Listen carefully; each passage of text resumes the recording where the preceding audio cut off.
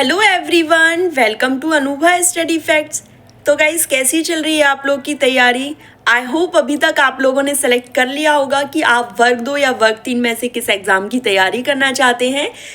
वो वीडियो मैंने अपलोड की थी, काफ़ी अच्छा रिस्पांस मिला है मुझे उस पर। और अगर आप दोनों एग्ज़ाम की तैयारी कर रहे हैं तो wish you all the very best. और अगर आपने उन दोनों में से कोई एक एग्ज़ाम चुना है तो आपने डिसीज़न सही लिया है। ये मत सोचिएगा कि नहीं, सब लोग तो दोनों कर रहे हैं, मैंने केवल एक एग्ज़ाम की कर रही हूँ, तो क्या मैं ठीक कर रही हूँ? देखिए, जो आपने डिसीजन लिया है कुछ सोच समझ के ही लिया होगा। इसीलिए मैंने बोला था कि जब भी आप डिसीजन लें अच्छे से सोच लीजिएगा। और मैंने यूट्यूब पर एक बार स्क्रॉल करते हुए एक शॉर्ट्स देखा था, उसमें उन्होंने यही कहा था कि हम कोई भी डिसीजन लें लेकिन एक टाइम आने के बाद ना हल्का सा रिग्रेट फील हो ही जाता है, भले वो 0.1% का हो, बट रिग्रेट कहीं ना कहीं होता ही है। तो अगर आज आपने वर्ग 2 और वर्ग 3 में एक चूज़ करा है तो हो सकता है किसी एक टाइम पर आपको लगने लगे, जैसे आपका वर्ग 3 में सिलेक्शन हो गया तो आपको लगे यार काश मैं वर्ग 2 की तैयारी कर लेती तो वर्ग 2 में सिलेक्शन हो जाता। अगर आपने अभी दोनों एग्जाम को चूज करा है और बाई चांस किसी भी रीज़न से अगर आपका नहीं हो पाया तो आप यही सोचेंगे यार इससे अच्छा तो मैं वर्ग 2 या वर्ग 3 में किसी एक एग्जाम पर स्टिक हो जाती। तो देखिए, रिग्रेट होना इट्स अ ह्यूमन नेचर, लेकिन आपको क्या सही लग रहा है आपने भी तो अपने मन में कुछ सोचा होगा ना। इसीलिए मैंने बोला था कि आप सबसे पहले एक वीक लो, एक वीक लेकर पूरा सोचो, पूरा एनालिसिस करो कि आपको क्या करना है। देखिए, ये लगता है जैसे ही नोटिफिकेशन आया हमने अपनी तैयारी शुरू कर दी, हमें यही सोच नहीं है कि हम किस डायरेक्शन में जा रहे हैं, बस जो सब जा रहे हैं हम वहाँ जाने लगेंगे, जिस कोचिंग में जिसने बोल दिया या जिस यूट्यूब चैनल को किसी ने रेकमेंड कर दिया हम वो करने लगते हैं। अब हम इतने बड़े हो गए हैं कि हम हमारी चीज़ों के तो डिसीजन एटलीस्ट खुद ले सकते हैं ना, और हमारी पढ़ाई के, हमारी जॉब के, ड्रीम जॉब के तो हम डिसीजन खुद ले ही सकते हैं।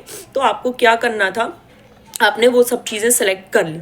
अब आपको उसी चीज़ पर स्टिक रहना है, अच्छे से पढ़ते रहना है। और अगर आपको कहीं भी दिक्कत लगती है तो आप गाइडेंस ले सकते हैं, यूट्यूब पर बहुत सारी चीज़ें अवेलेबल हैं, बस डीमोटिवेट नहीं होना है।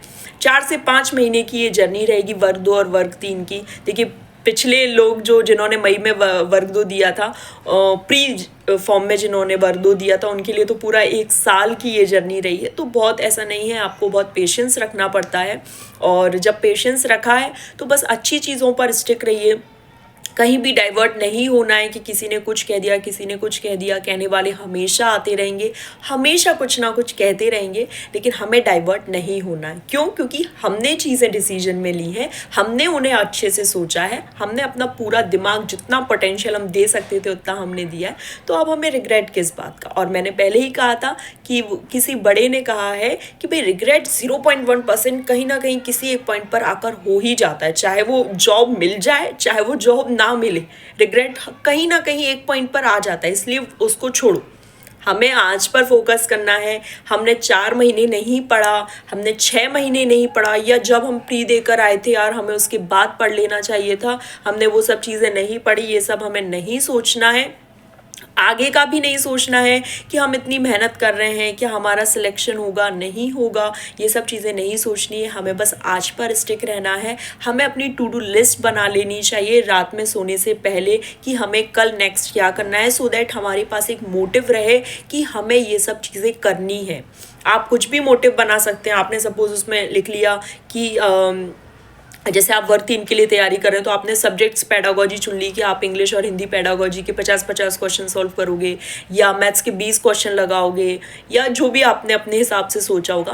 तो उस चीज़ को सोचिए और उसको एक नॉर्मल जगह, मतलब ऐसा नहीं है कि बिल्कुल कुछ समझ ही नहीं आ रहा है, आप कुछ भी करते जा रहे हैं। एक नॉर्मल स्पेस अपने माइंड को देना ज़रूरी है, पीस ऑफ माइंड बहुत ज़रूरी है। क्योंकि जब भी कॉम्पिटिटिव एग्ज़ाम्स की तैयारी करते हैं, सबसे पहले अगर कोई चीज़ हमारी इफ़ेक्ट होती है तो वो हमारी इमोशनल हेल्थ होती है। देखिए, फिज़िकल हेल्थ को बहुत जल्दी हील किया जा सकता है, लेकिन इमोशनली हेल्थ को हील करने में बहुत टाइम लग जाता है।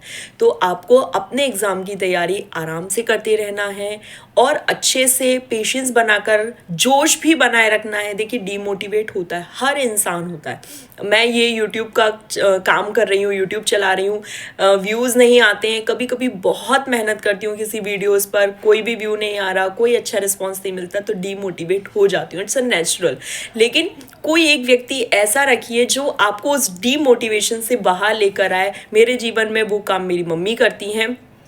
अगर मैं वीडियोस नहीं बनाती हूँ, मुझे लगता है मम्मी व्यूज़ नहीं आ रहे हैं, मैं नहीं बना रही हूँ, तो वो ही मुझे बोलती हैं कि क्या हो गया, 1 घंटा देना है ना यूट्यूब पर, दो वीडियोस बनाओ। तुम्हारी अगर एक वीडियो से 2-4 लोगों को हेल्प मिल जाएगी, बहुत है।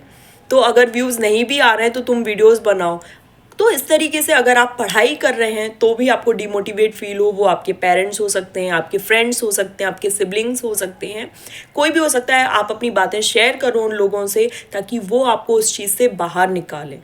बहुत लोगों की देखिए हाउस वाइफ हैं जिनको उतना सपोर्ट नहीं मिल पा रहा है कि वो उस एग्ज़ाम को क्रैक करें, तो आप ये सब चीज़ें थोड़ा सा एक्सप्लेन करो, शेयर करो अपने फैमिली मेम्बर्स के साथ कि आपको ये तैयारी करनी है, बहुत टाइम बाद ये मौका मिला है, अब ना जाने ये मौका कब मिलेगा।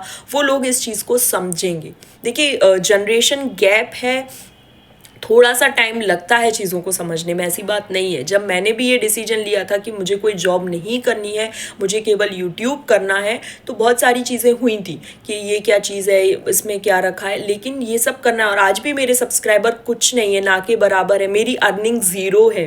मैंने ये बात कभी यूट्यूब पर शेयर नहीं करी, बट मुझे यूट्यूब पर 3.5 साल हो चुके हैं, लेकिन मेरी अर्निंग ज़ीरो है। अभी तक मुझे 1 रुपये भी नहीं मिला यूट्यूब की तरफ से, लेकिन फिर भी मैं करती जा रही हूँ। और मोटिवेशन बनाए रखना बहुत ज़रूरी है।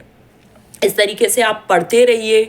कभी कभी डिमोटिवेट फील होते हैं तो मोटिवेशनल स्पीकर्स बहुत हैं यूट्यूब पर, उनको सुन लीजिए एटलीस्ट थोड़े टाइम के लिए, तो आपको अच्छा लगेगा। और इंट्रिंसिक मोटिवेशन, जैसा कि हम CDP में पढ़ते हैं, वो लॉन्ग टाइम तक रन करता है। तो इंट्रिंसिक मोटिवेशन ये है हमारी ड्रीम जॉब।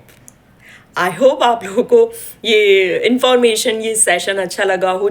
ऐसे ही मन हुआ आज आप लोगों से ऐसे ही बात करने का। अगर आपको अच्छा लगा हो तो do like, share and subscribe. चलिए फिर हम नेक्स्ट सेशन में मिलेंगे। Thanks for watching this video.